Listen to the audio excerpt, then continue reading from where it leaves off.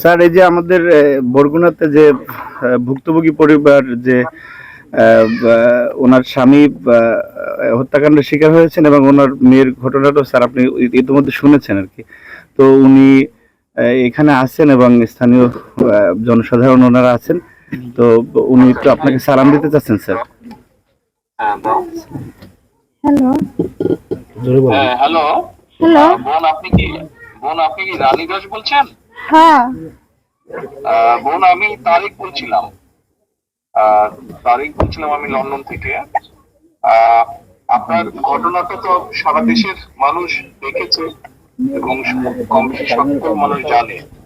আমি আপনার সাথে কথা বলতে ছিলাম শুধু এতটুকু বলার জন্য যে আপনারা এই বাংলাদেশের মানুষ এবং আপনাদের সাথে যে অন্যায় হয়েছে বা আপনাদের প্রতি যে অন্যায় হয়েছে, আমাদের দল আপনার পরিবারের পাশে আপনার পাশে থাকবে।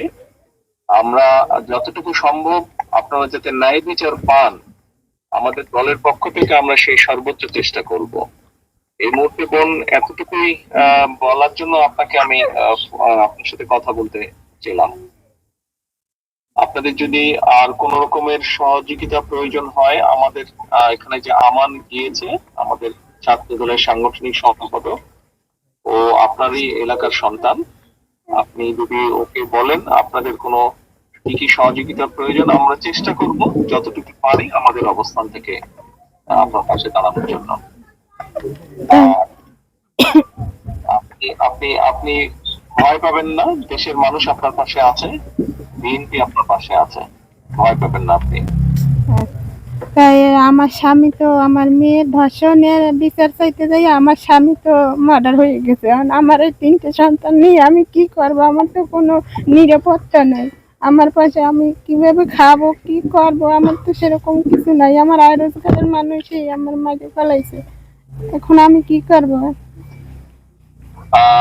আমি আমার নেতৃবৃন্দকে বলেছি, আমার নেতৃবৃন্দ ওখানে যাচ্ছে, আমান ওখানে আছে। আমরা আরো আমাদের দলের সিনিয়র নেতা মানে আরো বড় নেতাদেরকে আমরা বলেছি আপনার সাথে যাবে, কথা বলবে এবং আপনার কি কি সহযোগিতা প্রয়োজন আমাদেরকে বলবেন।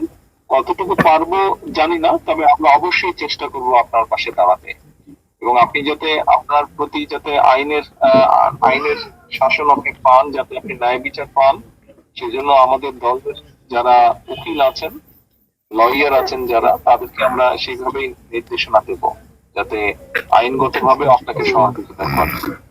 আমার স্বামী মারা গেছে আজকে 6 দিন হয়ে গেল, কিন্তু এখন পর্যন্ত পুলিশ কোনো আসামি ধরতে পারলো না। পুলিশ এখন কি করে, তদন্ত করে না কি, আমি তো সেটা জানি না। আমি তো আমার স্বামীর সঠিক বিচার আমি চাই।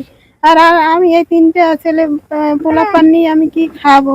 আপনারা আমার পাশে থাকবেন। আমার তো কোনো পরিবর্তন নেই, আমার কোনো কিছু নাই, আমি কি করব? আপনি টেনশন করেন না, আপনি টেনশন করবেন না। আমরা একটা দেখি আপনার জন্য আমরা কি ব্যবস্থা করতে পারি। আপনি বাচ্চাদেরকে নিয়ে যে টেনশনে আছেন, ইনশাল্লাহ আমরা একটা ব্যবস্থা নিশ্চয়ই করব আপনার জন্য, টেনশন করবেন না আপনি।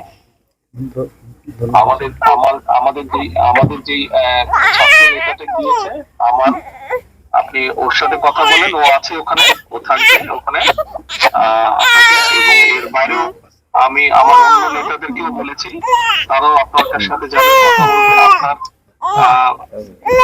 সহযোগিতার প্রয়োজন আমাদেরকে বলেন, আমরা চেষ্টা করছি কতটুকু পারি আমরা করতে।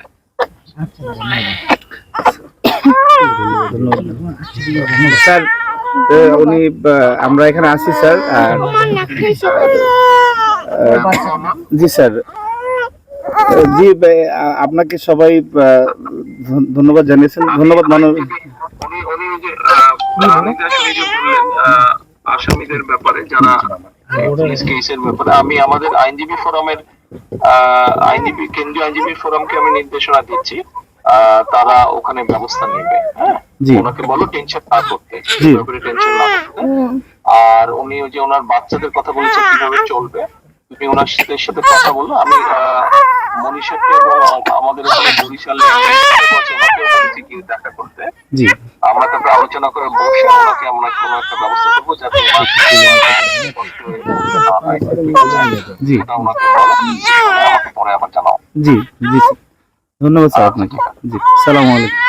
ওনাকে বলো ওনার পাশে দল আছে, আপনার পাশে দল আছে, দল ওনার পাশে আছে। আমাদের ভারপ্রাপ্ত চেয়ারম্যান মহোদয় আপনাকে নিশ্চয়তা দিয়েছেন, আপনার সর্বপ্রকার সহযোগিতায় বিএনপি আপনার পাশে থাকবে। জি স্যার, আচ্ছা, ধন্যবাদ স্যার। জি আসসালামু আলাইকুম।